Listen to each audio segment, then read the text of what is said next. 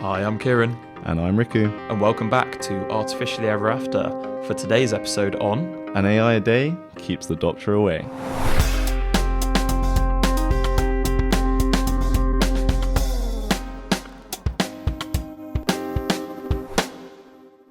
Yeah, welcome back, everyone. Thanks for tuning in. We've got a very exciting episode today, one that I've actually been wanting to do for a very long time. Any reason for that in particular? Well, I mean, it's somewhat aligned with some of my own research that I'm doing. Generally quite interested in this and think it's like a very interesting area of AI and, one of the positive sides. We've done a couple episodes in a row now that may be on the kind of negative sides of AI, but this one is very much, hopefully, obviously there are kind of considerations, but hopefully has a generally positive note. Yeah, exactly. I think a lot of people discuss the risks and opportunities of AI these days, and today's episode definitely focuses on the opportunities. Yeah, definitely. Before we get into it, though, we actually just wanted to quickly mention that Riku and we did an in-person event inspired by the podcast recently, didn't we? Yeah, we held our first event in person under the podcast name, and I think it was a success. Yeah, I think it was a hit. So it was basically trying to do the same thing as a podcast, demystifying AI in like a short workshop format. And yeah, if that's something that you or your organization would look to do, we're kind of looking to do more of those. And it's another way that we're looking to spread the word. So you could ask us on our email if that's something of interest at contact@artificiallyeverafter.com. But yeah, let's get into this episode. So cool. So why are we talking about AI in healthcare then? Yeah, well, I think it's getting a lot of attention and people really like the idea of AI in healthcare because it can solve some very kind of clear and pressing issues. So worldwide, what we've seen in the past few decades is that healthcare costs are absolutely skyrocketing. We're seeing an increase in life expectancy as well, which is massively increasing the number of people going into hospital. Increasing rates of chronic disease, which is very concerning as well. And all of this is kind of compounding and putting more and more strain on healthcare services. We know here in the UK, our NHS is massively strained. And with pandemics as well, that we now know can kind of come out of nowhere and have huge, unprecedented effects on society and healthcare. And basically, this is all leading to some pretty negative trends for kind of healthcare support for the general public, and we're kind of in an unsustainable situation at the moment. So AI is potentially this kind of golden ticket. It's very much, as we'll discuss today, not quite there yet, but it holds the promise to potentially alleviate some of these negative sides and all the strain on healthcare. By improving healthcare and making it much more cost-effective, more efficient, free doctors and healthcare professionals up to do more of what they're trained for and less of the kind of mundane admin tasks. So this is all stuff we're going to discuss today, but there's huge potential there, and it's already kind of having massive effects, isn't it? So we're going to discuss all of that today. And do you want to kind of cover the structure of what we're going to be talking about? Yeah, so following on from what Kieran's mentioning, in the first half, we're going to outline exactly how it's already helping and speeding things up in healthcare. And the key topic we want to demystify is in these high-stakes situations where we're starting to use AI to make decisions, how do AIs actually make decisions? And to what extent can we actually understand them? And this is called AI explainability. And we're going to talk about that just before the fun fact. And that's also dipping into your area of research a little bit as well, isn't it, Riku? Yeah, I've done a lot of trying to explain my AI models, and we'll get into it, but it's a very interesting topic and a very important one as well. So we'll have a fun fact, something to look forward to, and then after that we'll be discussing more the ethical challenges of AI in healthcare. So we'll be touching on some things we've spoken about before with like bias and trust in AI systems, and then we'll end touching on the future of healthcare jobs and how AI's integration will affect the future of healthcare. Yeah, and touching on and hopefully demystifying any concerns around job displacement and what healthcare systems would look like as we automate things with AI. So let's get into it. So many of you may have already heard about how deep learning, machine learning has been used in radiology, particularly for detecting cancer, and it's having a lot of success. But the idea of having AI in healthcare isn't as new as we think, is it, Karen? No, I mean, I love when we take a step back and look at the history of AI integration into different sectors, because I think, I mean, at least for me, it puts my mind at ease a little bit that people have been thinking about using this technology and using computers in this way for a long time. It's not just a very recent thing that as soon as the technology is kind of advanced beyond a certain point, all of a sudden we just try and throw it at everything, which, I mean, that's definitely happening in some industries, but at least in healthcare, people have been trying to use computers to automate for a long time. So if we just look back, we mentioned this specific year in our first episode, I think, but in 1956, which was when the kind of term artificial intelligence was coined, and when we started to see the development of this field of making machines intelligent. Not too long after that, so in 1971, from what I could find, was probably one of the first instances where we've got computers that are automating or trying to do some medical task, which in this scenario was this tool called Internist1, which probably is some horrendous acronym, but basically it was this algorithm which would take a load of symptoms and try to reach a diagnosis and give like a ranked output of potential diagnoses for someone's symptoms. So that was one of the first examples. And that also is similar to, we've also mentioned this on a previous episode, one of the first things that Riku and I did in the world of AI was trying to code a healthcare chatbot, wasn't it? Yeah, it kind of brings us back, and I think we're 50 years late with that project, it seems. Yeah, someone had done that way before us, so full circle situation there. But then after that, so in 1976, so only 5 years later, Stanford University in America, they created this AI system which completely different there. So rather than this fairly high-level task of diagnosing symptoms, this was an AI which would actually suggest antibiotic treatments for potential bacterial pathogens. So super interesting application there. But if we skip forward, now there are lots of preceding technological innovations that happened with very specific AI applications for a very specific medical application. But what we started to see in the early 2000s was this shift in terms of what we were trying to get AI to achieve, and more importantly, how we were getting it to achieve that. So in 2003, we saw the start of the Human Genome Project, and this was basically an attempt to gather a huge wealth of genetic data on diseases and kind of normal cells from humans. And this was partly kicked off by having these very high throughput measurement techniques that often use like robotics to automate a lot of the stuff which humans were previously doing in laboratories. And it would allow us to generate so like an order of magnitude more data than we would have previously. And as again we've mentioned in I think our very first episodes, we've seen this shift in how we train AIs, that we are now kind of training them in this very data-driven approach. And for that, you need lots and lots of data. So what we've started to see since the early 2000s is this shift to having much more capable AIs that are trained on lots of this experimental data. An example of that was in 2015 when someone tried to do this healthcare chatbot again, but instead it had so much more data now, and it was a data-driven chatbot rather than what was built back in 1971, which was very hard programmed chatbot. So in 2015, we had this thing called PharmaBot, which was a conversational chatbot that was designed to prescribe, suggest, and give information on generic medicines for children. So this was a first example of something that was trained on a large amount of data. And then in 2017 was the first example where something was actually, in America, it was FDA approved. So it was therefore given that kind of stamp of approval to be used in clinical settings in hospitals.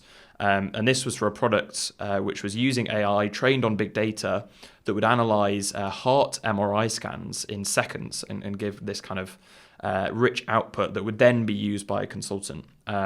And then since 2017, we've had lots of different of these kind of specialized AIs that kind of primarily use medical scan data. They've all been FDA approved, and we've seen more and more of these AI-powered tools integrated into clinical settings.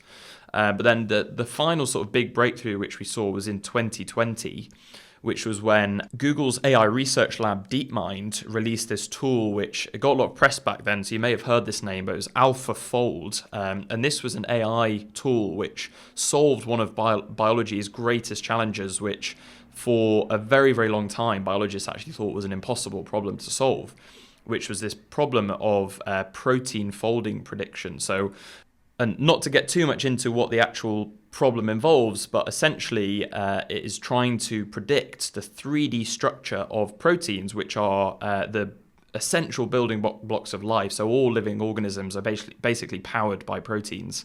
And in order to understand the function and behavior of these proteins, we need to know their 3D structure. And that has been a very, very difficult task. But Google have now kind of broken that. And this has also kicked off this next wave of these kind of medical bio AI tools where we can understand things at a much, much smaller level. So the kind of molecular level. Oh, wow. And a slight tangent to AlphaFold is DeepMind also were the first to essentially solve this impossible game called Go, which is basically like chess on steroids. And they called their model AlphaZero, and that required so much like money and investment to actually get those results. But the cool thing is that this AlphaFold was actually inspired as a kind of like a next step from AlphaZero. Yeah. So it kind of goes to show that sometimes you get these kind of, it seems like the AI breakthroughs are just for fun, like, oh, there's an AI that can play this game really well. But then it translates into this amazing technology that solves protein folding, which is going to have so many amazing impacts in healthcare. So, hopefully that's just a quick history there of how we've been using AI previously. And now we just wanted to cover the current landscape. So all of the very interesting ways that AI, the current kind of state of the art, is solving lots of healthcare and biology problems. And what we can do is sort of categorize these types of AIs into, I think here I've got like 4 different categories. So these you kind of see cropping up in research papers, but some of the things which AI is solving in healthcare are diagnosis and treatment of symptoms. So recommending what treatments to take. So that's quite an intuitive way that we can use AI. Some other ones which I think are more recent with the use of these large language models, which we've mentioned previously, are increasing patient engagement and adherence to treatment. So we'll explain a couple of those examples. Administrative activities, so giving doctors and healthcare professionals more time to attend to patients and have these face-to-face interactions. And the last one, which I personally am super interested about and ties a little bit into my research, is using AI to discover and design new drugs and kind of compounds. So should we go through and just give a couple of examples of each and how AI actually performs compared to humans? Yeah, sounds good. And probably the most commonly heard of AI in healthcare is this idea of using AI for diagnosis. And this kind of makes sense because a lot of healthcare is getting medical scans and basically using some special camera, whether that's an X-ray, ultrasound, or MRI, and to image some part of the human body and make some diagnosis based on that. Yeah. And an intuition why AI would be good at this kind of thing is basically, you can imagine that some of these images are really high resolution and there's lots of really fine-grained detail that are going to be indicative of different diagnoses. And as a human, we could zoom in and pinch and zoom into these photos and try and understand these like high resolution images from the bottom and then kind of work our way up. But the great thing about AI is that it can automatically see the image exactly at that level of resolution because it sees the images on the pixel level. But it can also bridge these like higher level structures in the image as well. So it can almost look in a small scale, but also like piece it together at large scale. Yeah. Which basically means that the AIs can kind of detect things that the eyes can't see as intuitively. Much more subtle, yeah. Much more subtle trends that may appear in general in the image. Yeah. These are the kind of things that the eyes pick up. So. And just another thing too, whilst you're on that, another reason why intuitively AI would be really good at predicting diagnoses is that, a human looking at these scans, whether that's a kind of radiologist or someone that's been looking at a particular type of scan for their entire career, they've learned from looking at so many different instances and treating so many different people, they've learned to spot those patterns in those scans. In terms of the total number of kind of X-rays that have been taken in the world, for example, one individual radiologist is only going to have seen such a small fraction of all of that data that's out there. And no single human could, in theory, absorb all of that information of every single X-ray, but a computer potentially could do that. So the kind of scope at which they can learn is much, much larger, and it could generalize across the specific kind of hospital and region that doctor is working in. Or can it? Or can it? But you can also imagine that using these systems that can detect things that human eyes can't see as easily has its risks. So we'll touch on that as well. So there have been AI tools now that can actually help identify people with very high risk of fatal heart disease up to 5 years before it potentially strikes. And this is going back to what Riku said. So this is some AIs that have been trained using CT scan data of the chest. And the AI is basically able to spot much more subtle kind of patterns within the fatty tissue around certain arteries that the human eye really struggles to see. And it has been shown to forecast these coronary heart events years in advance. So that's a pretty incredible application. And in a similar light as well, so with kind of scan data, AI is also helping doctors to prevent blindness in people with diabetes. So Google have been working on an AI-powered tool to help with this, so for predicting diabetic retinopathy. So the example that they used was in India. There are over 70 million people with diabetes, and they have this growing problem of people going blind as part of their condition. And they've trained this AI using historical data of retinal scans and diagnoses of people with different levels of diabetic retinopathy. And then some performance statistics from a research paper shows how well that these AIs can actually perform at understanding these subtle trends and patterns. So for this one research study that was done, there were 521 participants, which equated to 999 eyes, which I had to think about for a couple of seconds when I first read that. And basically what they did was they asked retina specialists and general ophthalmologists to try to classify the level of diabetic retinopathy in these patients, and then compared their predictions to what the AI was guessing. And some figures just to sort of back this up. So the retina specialists on all of these eyes were able to correctly identify positive instances in 59.5% of cases. General ophthalmologists did the same in 20.6% of cases, but the AI system did that in 96.5% of cases. So nearly all of those, it correctly predicted which eye did and didn't have this early onset diabetic retinopathy.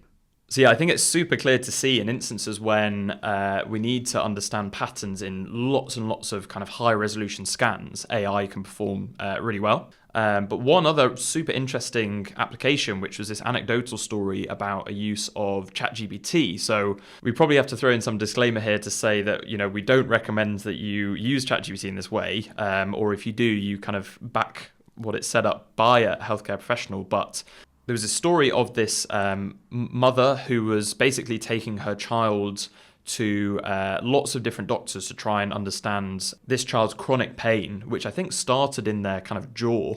And over the course of about 10 years, 17 different doctors failed to correctly diagnose the child's conditions. But then when ChatGPT was released, this person went on and kind of gave all the information that they'd received from all these different doctors in a kind of centralized place. It did correctly diagnose this child as having spina bifida with just some very strange symptoms. So this is this new era of AI that we're seeing with these large language models that have this huge wealth of data to tap into that could potentially act as a kind of triage where you speak to them before going to hospital or something. So yeah, that's hinting at another potential application of AI. Yeah, and I guess that's a really good example of the potential opportunities of these AI systems for healthcare. Like ChatGPT is commonly referred to as like democratizing knowledge. And imagine if we get to the point where everyone has a healthcare specialist for free. Just, if you have access to the internet, you can have all of that healthcare knowledge. So yeah, think of the lives it could save. However, there are some concerns, aren't there, Riku, with using AI for diagnosis and treatment? AI doesn't take the spotlight in every application. And one study by BMJ, which is the British Medical Journal, wanted to compare how AI performs on X-rays and diagnosing conditions like fractures, swollen, dislocated joints, and collapsed lungs in comparison to human radiologists. And in their research, they compared the AI with 26 radiologists. And the way they compared the AI against the radiologists was basically they had 10 mock exams to basically to qualify for the radiology examination. So that's the FRCR. And the overall accuracy the AI got on these exams was 79.5%. So that's pretty high, but it actually only managed to pass 2 of them because to pass the test, you need 90%. So they're pretty strict. Wow. And yeah, so the exam is you have 30 x-rays and you have to classify them or diagnose them within 35 minutes. And I think the timeline there is actually more for the humans because the AI can pretty much within like 2 seconds actually make a judgment. I think a general thing which, again, is important to note with all of these AI systems is that the stakes are just so much higher and the thresholds for kind of performance are higher than we might see in other areas of AI being applied, understandably, you know. Yeah, exactly. But in comparison to the radiologists, they achieved actually 84.8%. So that is about 5% higher than the AI.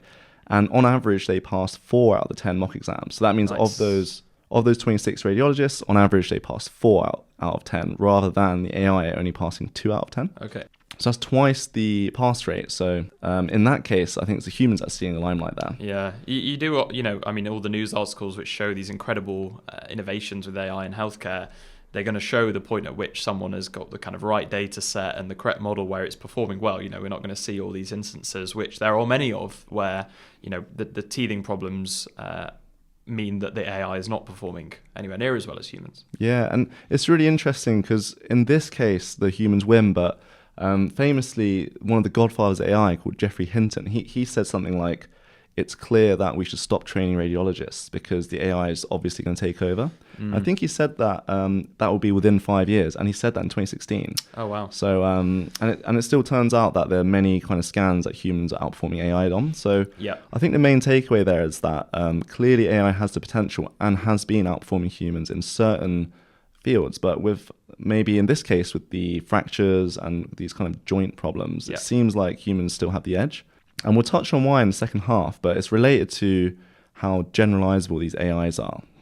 So it's not just that sometimes humans can be more effective than these AIs, but one perspective that's kind of underappreciated is this idea of overdiagnosis. And when you have this, when you start using AIs to start classifying these images and diagnosing people, and whilst it's great that it makes it much more accessible, and it means that you can kind of you don't have to wait as long to get results on your scans and things, so maybe more people are more likely to get scans. You get this overdiagnosis problem where whilst it's great to detect more cancers and things, what we've been finding is that a lot of cancers that are detected are actually the ones that aren't necessarily life-threatening. So there's this kind of balance where we've seen some people undergoing treatment for cancer when they didn't necessarily need it.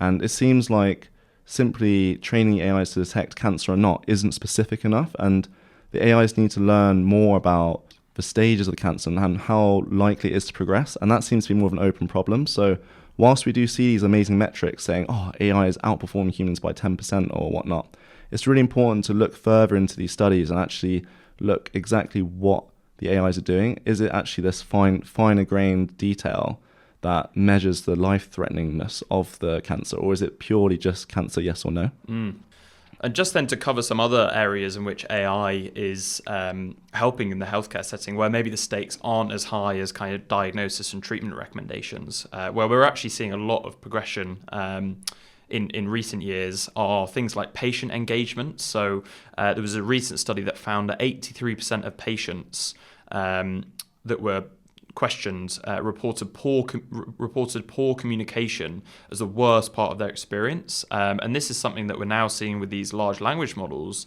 that is potentially bridging language barriers and is able to communicate things in very nuanced ways, could help as this kind of in between from healthcare professionals and people that are struggling with that kind of communication. So Yeah, patient engagement is a super interesting area of research currently, and also helping people with correct like dosage if they're taking meds at home. I think there was another report that said like 1 in 2 patients miss their meds, so helping with reminding people at the right time and assisting them with taking their medication.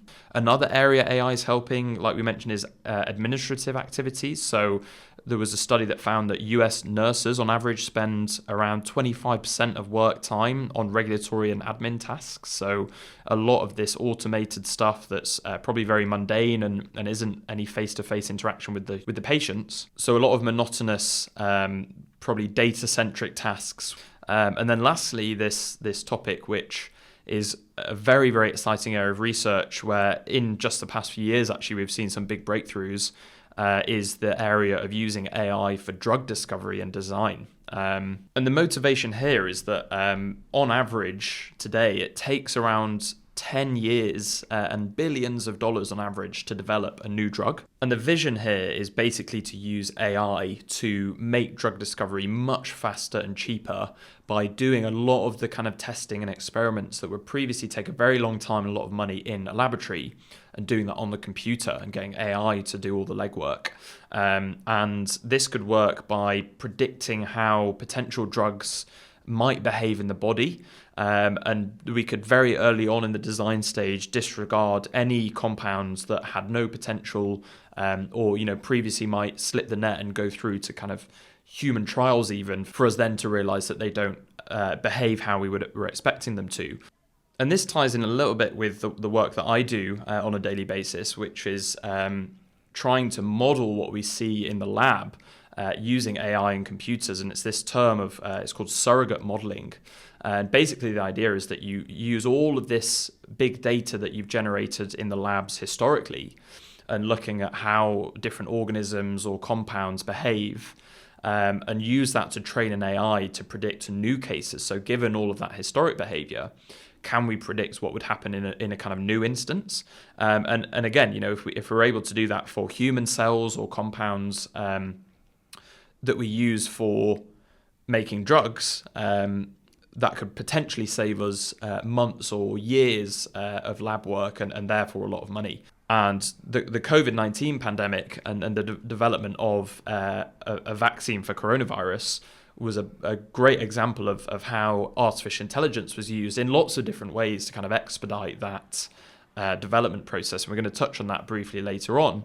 But what's been really cool very recently is not just having AIs that can speed up the development of existing types of drugs, but we've seen in just the past year, actually, we've had these very advanced AIs that have actually identified an entire new class of antibiotics. So these are compounds that are nothing like what we've used previously, and we're starting to see them tested in the lab, actually.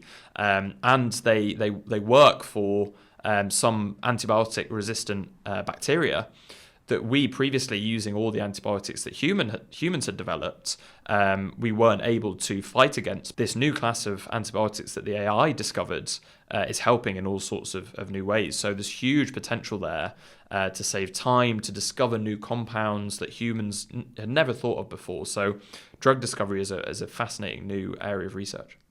And just to sort of wrap that all up into like the bigger picture, so across all these different categories of AI, the sort of central goal that we might be working towards in healthcare is this idea of personalized medicine. So rather than having one specific drug that applies to everyone or one treatment which we use for all of the same symptoms, we're able, because of all of this data and these kind of very quick responding AIs, we can take each patient as an individual instance and even use some of their kind of genetic information or very specific symptom data to personalize their treatment and even personalize the types of drugs that they're receiving. So that is the kind of utopia that we're sort of working towards here, is being able to have very, very tailored medicine and treatment. Wow, so definitely prior to this episode, I kind of thought that the majority of AI in healthcare was all about using AI to diagnose these medical scans and basically trying to alleviate the pressures of having basically not enough like healthcare to sustain all the patients that are going to these hospitals. But turns out there's so many different ways to use AI to alleviate other things like these administrative activities and stuff like patient engagement. That's kind of unexpected. So clearly there's a big incentive to rush to kind of use this technology because something like improving the healthcare system has a clear positive impact on society. And I think that motivates so much funding into this field, which basically means that a lot of AI research is about just improving performance and getting these kind of diagnoses, accuracies as high as possible and getting as much drug discovery done as possible. But something that's overlooked is this idea of AI explainability. And this is addressing the question of what made you make that decision. And this isn't just something that's about AI. Like explainability is something that even as humans, like we have to explain our decisions, right? So I guess from that, we expect the same thing from AI, especially when we apply it to these high stakes situations. If you're going to say someone has cancer or not, like it almost feels immoral not to at least provide an explanation. And I guess the goal of explaining actions is to enhance transparency and trust, which basically highlights what biases and errors you have. So if you explain your actions and your logic is kind of wrong, it's great you explained it because then we can actually identify that you made a mistake. Sometimes they can make the right decision, but is it for the right reasons? So there's two ways to address explainability in AI. And there's this really fundamental problem where there's basically this trade-off between performance and explainability. And this stems from the idea that if you have some complex problem, so maybe say with detecting cancer, there's really complex patterns that actually determine whether someone has cancer or not. You require like a complex model, which means that the AI system that you're using basically considers loads of different things before making its decision. And the more things it considers, the harder it is to actually understand which of those things like make its decision. So maybe just an example of this concept would be like if I were to ask Kieren, what do you eat for breakfast? Oh, I mean, I don't eat breakfast, but let's say cereal. Okay, and how much cereal did you eat? I ate a massive bowl of cereal. And why did you eat a big bowl of cereal? I was very hungry.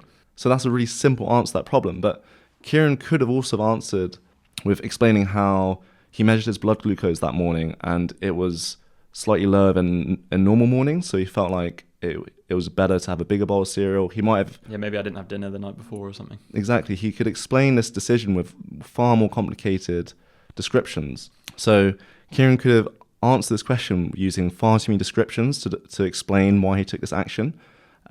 He could have also mentioned, that it was sunny that day, and the list goes on. So there's a big problem where maybe it's actually true that if Kieren did consider his blood glucose, and maybe if he did consider it was sunny outside, he might have actually poured the perfect amount of cereal. But as Kieren kind of considers more and more things, it becomes much more convoluted, like to explain such a simple question. And maybe all it took was him to feel how hungry he was. So that's kind of fundamental to any problem. That's true for humans, and it's exactly the case with AI, where the more things they consider, the harder it is to understand the decisions. But because there's such an incentive to maintain this high performance, there's another approach to explaining AI, which is basically you allow your AI to be really complex. So you use these things called neural networks, which scan these medical images and they can understand all these really complex patterns. And instead of choosing to use a more simple model and get a lower performance, you get to keep the performance and use a different way to explain the AI. And it's basically a game of what if. So example how this works is imagine someone has an X-ray of their arm and it's got a break like around the middle. And the goal of the AI is to detect what's happened to the patient. So, is there a fracture present or not? What you could do is produce lots of copies of this image, except you cover up small patches. So imagine you just kind of like put a little black box over different patches of the image. And you give each of these different images to the AI, where sometimes maybe the hand is covered in this X-ray. And because the fracture's on the arm, the AI hopefully will still say, oh, there's a fracture here. And you basically randomly move this patch. And eventually, if a patch covers this line that shows that there's a fracture, and the AI says, oh, there's no fracture in this image, then you can find correlations between these patches and the AI's decision and whether it changes its mind. So it's this game of what if, where you can find out where the AI is looking to make its decision if you find correlations with how it changes its decision based on where you move these patches. What this actually looks like in practice is that to explain an AI's decision, you would give it something you want it to explain, get its decision, and then you end up with this kind of heat map over the image where maybe that you use like red to overlay on the image, like where the AI is looking. So this second method of AI explainability is the main outcome is basically you get to see what the AI is looking at, and that seems to be the current state of the art with AI explainability right now. Is all we can do is know where it's looking, and we don't actually know like necessarily exactly what it infers from where it's looking. Yeah, the why. Yeah, it doesn't give you why, it just gives you like where. Yeah, but fundamentally, I think there's some papers which outline like what we need to make these models more explainable and interpretable, and it's basically a lot of collaboration needs to happen between clinicians and computer scientists. So a definition of an explainable model for a computer scientist may be completely different to a definition of an explainable model by a healthcare professional who's actually acting on these decisions and treating people. So we need much more interdisciplinary action to build these models that cater for both people's needs. But now let's take a quick break, do our fun fact segment, and then we'll come back and talk a little bit about the ethical considerations with using AI in all of these ways and what the future looks like. Okay, so fun fact. I think you should go first this time. I always go first. Yeah, feel a bit pressured because my one last week was my one last month was a bit weird. But speaking of weird, this fun fact is about a hotel in Japan called Henna Hotel. And henna means, basically it's adjective for weird. So it basically just means weird hotel. And the weird thing about Henna Hotel is that they don't have any humans in the whole hotel process. So when you check in, I actually went there last year. Oh, really? And I checked in with a robot dinosaur. And the cool thing is, though, right, is that the dinosaur can speak over 10, 20 languages because it just translates using AI. So you walk up, it uses face recognition for you to get your key, and you just type in all the details in a tablet, and then so it's all like AI. You get your key, you go to your room, and something that kind of surprised me. I thought oh sweet.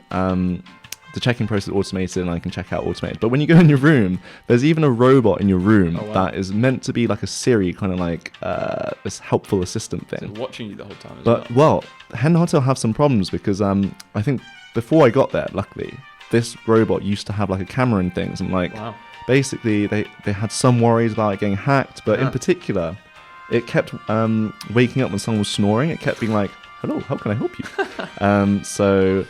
Weird hotel. When I was there, the robot wasn't as annoying, but it still woke up when I didn't mean to wake it up. Really? So, wow. I mean, that kind of sounds pretty dreamy because at the start of the year, did about 20 hours of traveling, and when I got to the hotel, the last thing I wanted to do was interact and make small talk with the receptionist. So that probably would have been perfect, but very interesting. So positive human replacement, maybe. Yeah. My fun fact is actually quite related to this episode, and it is touching on something that I already mentioned, is this idea of protein folding. And it is a fact, I promise it's somewhat fun. But basically, as we mentioned, there's this big idea of going from a sequence of amino acids to trying to predict what the 3D structure of that protein will be, and therefore what its function is and how it behaves, all these super interesting things.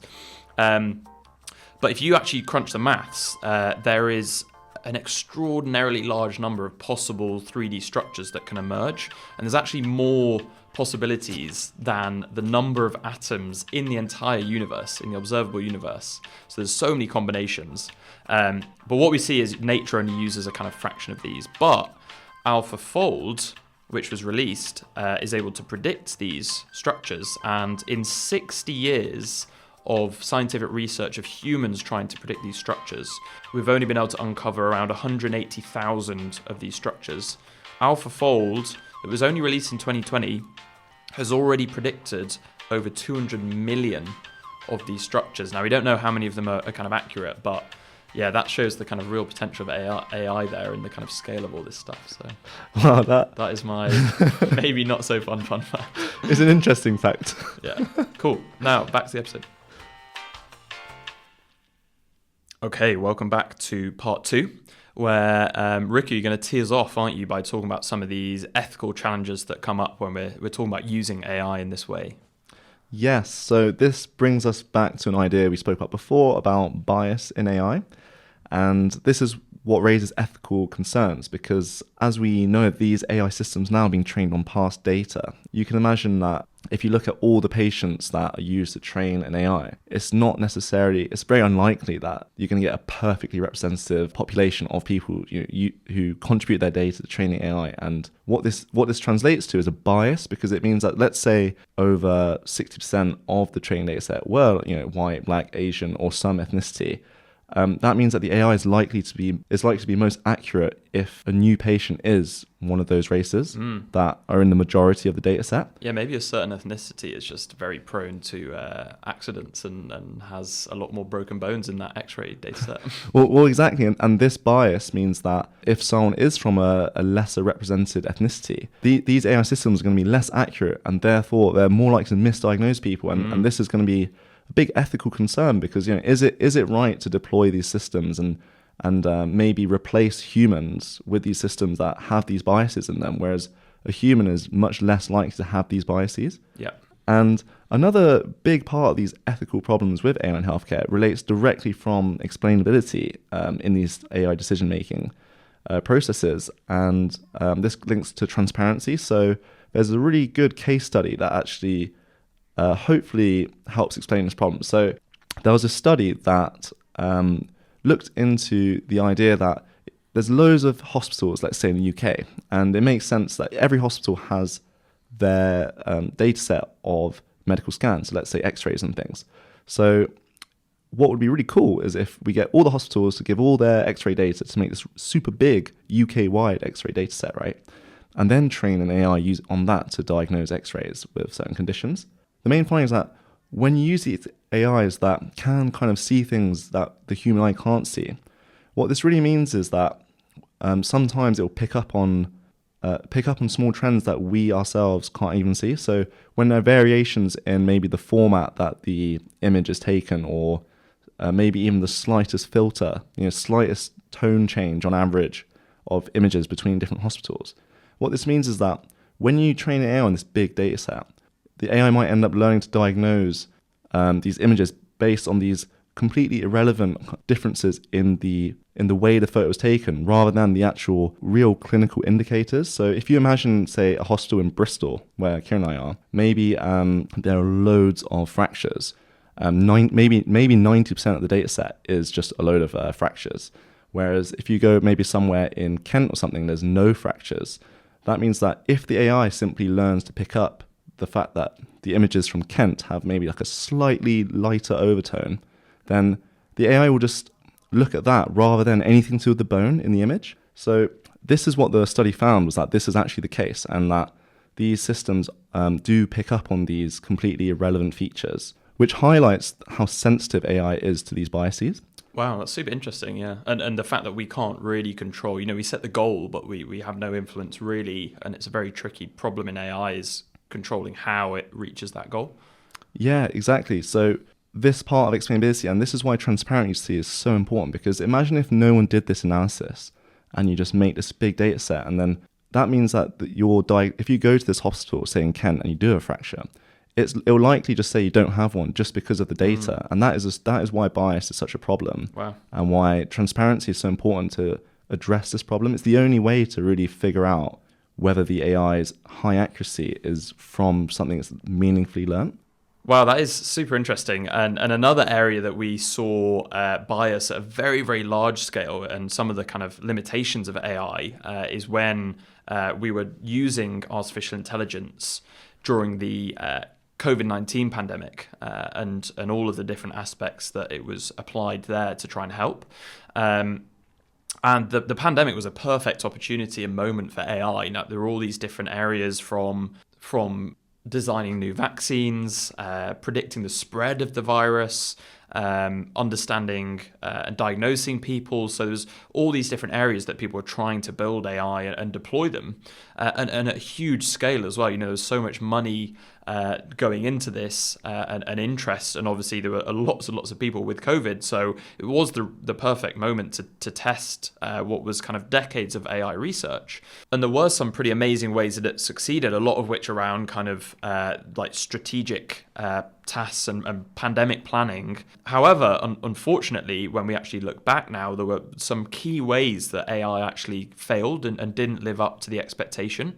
So one great example with this kind of data bias thing was that there was a hospital in New York that worked with a research team, and they designed an AI system that was able to quickly diagnose COVID-19 that was using an algorithm trained on lung scan data using CT scans from hospitals in China, where obviously COVID originated from. And they had very high performance on these kind of training sets, when it was in this research setting. But when they deployed it in the hospital in New York, it performed really, really badly. And what we saw was that the model was just very, very biased towards the data and the specific scans that it saw coming out of China.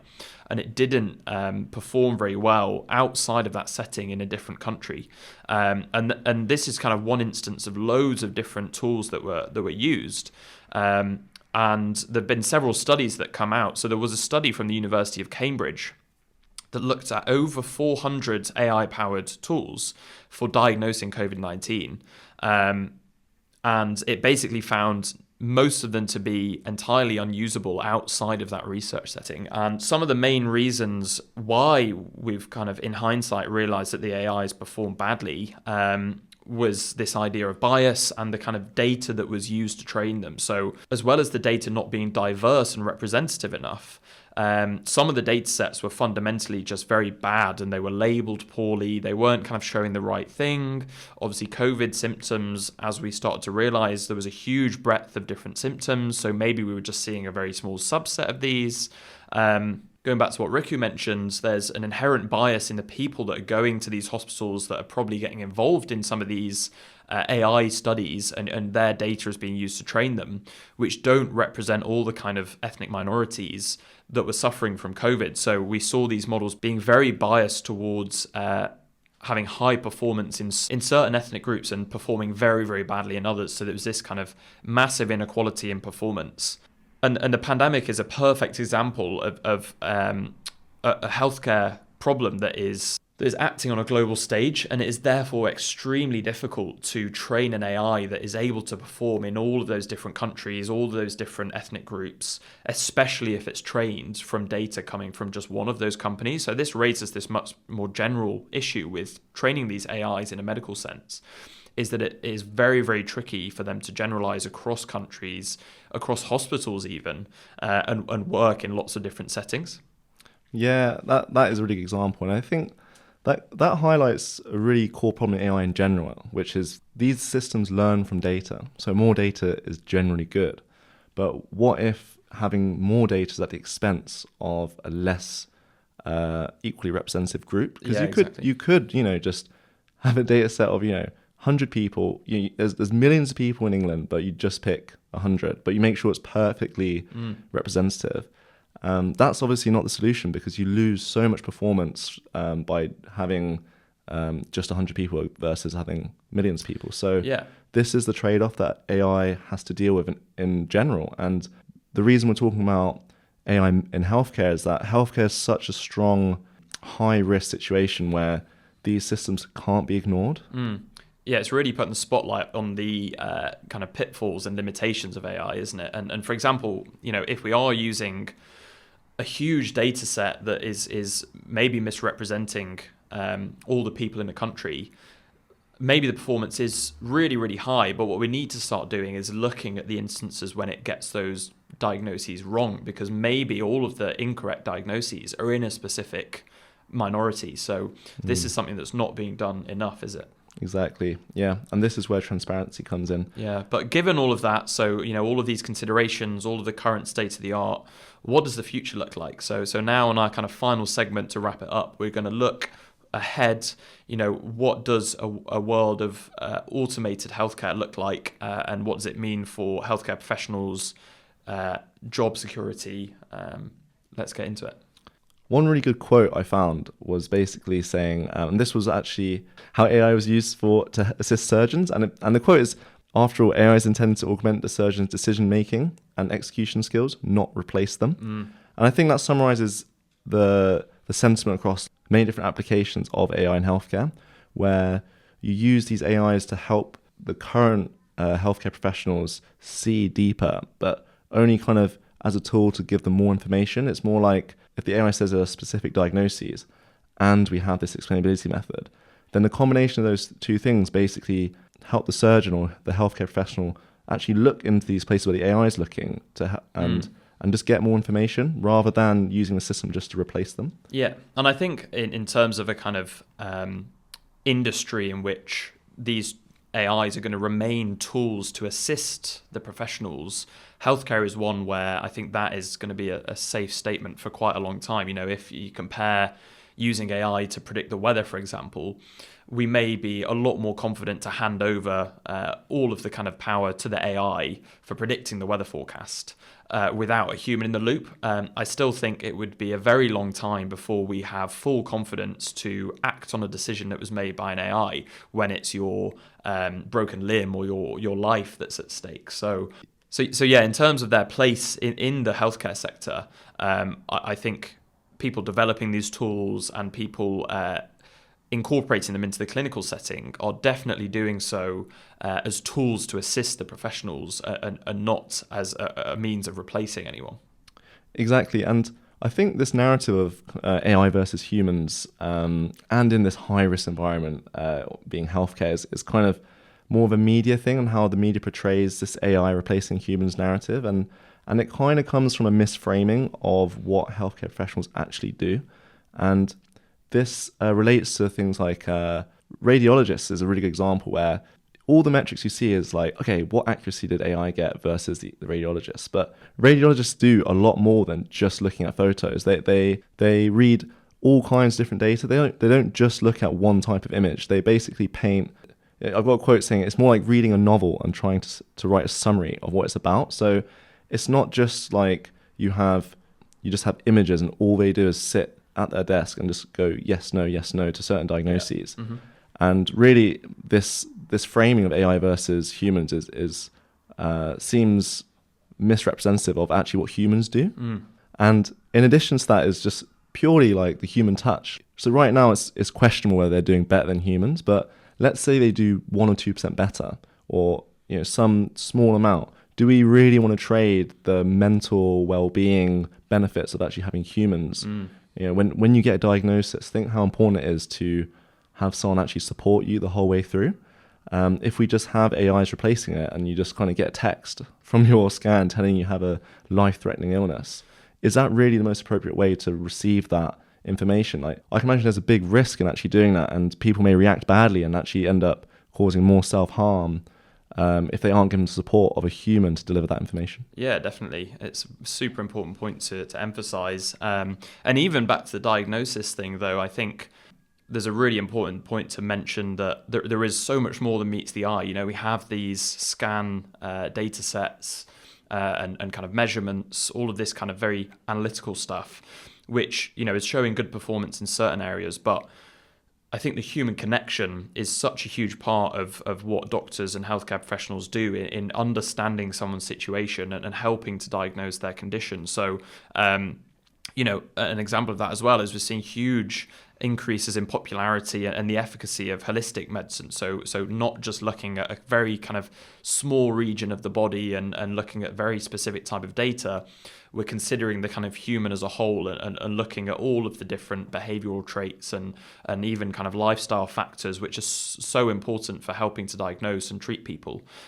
So yeah, I think it's not looking to replace us anytime soon there, but one super interesting note to maybe end on with the fact that we've mentioned how humans and doctors take all these different kind of streams of data, is this very, very cutting edge type of AI, which again is super early on in the research stage, so it's not taking any jobs anytime soon, but it's this idea of what's called multimodal artificial intelligence. So we won't go too much into that specifically, but basically what it means is that all of these examples of AI that we've been describing, whether that's taking image scans or whether it's some of these drug design algorithms, they're all just trained and all seeing one specific type of data. So whether that's kind of an X-ray or something else, a lot of research is going into trying to build artificial intelligence that looks at many different streams of information. So similar to what a doctor is doing. And crucially, they're also looking at the point in time that information has come into existence. So, maybe a patient enters the hospital and you get some initial readings of their heart rate, blood pressure, and then from there they go and have a kind of X-ray or some different type of scan. And the idea is to build all of this information sequentially and allow an AI to interpret all of it and build it into one representation of the person to make a diagnosis. So this is what the idea behind multimodal AI is. And this is where we could start to see much more capable AI that could be more explainable. It could tell us a lot more about someone's condition than just, do they have a broken bone in that X-ray, for example. So there's not too much to say on this stuff because it's very early on in the research stages, but in terms of looking forward, that's probably where we're going to see a lot of the progress in AI is getting it to understand lots of different types of healthcare related information. So I guess we'll have to do an episode at some point in the future when that starts to happen. Yeah, that sounds very exciting. And speaking of looking forward, in two ways. Our next episode is going to talk about, is AI getting smarter, faster than we realized? So I think that kind of ties in very, very nicely there. Yeah, exactly. So things like ChatGPT and all these tools that have been coming out, were we predicting them? Are they a lot more capable than we thought they'd be at this point in time? Some mention of this idea of singularity, if you've heard of that. So we're going to talk about and demystify all of that stuff next time. Yeah, so thanks for listening. We're always eagerly awaiting any listener engagement, so you can contact us at contact@artificiallyeverafter.com, and you can comment directly through Spotify, so please don't hesitate to get in touch. Yeah, and please subscribe and stay tuned for coming episodes, and we'll catch you next time.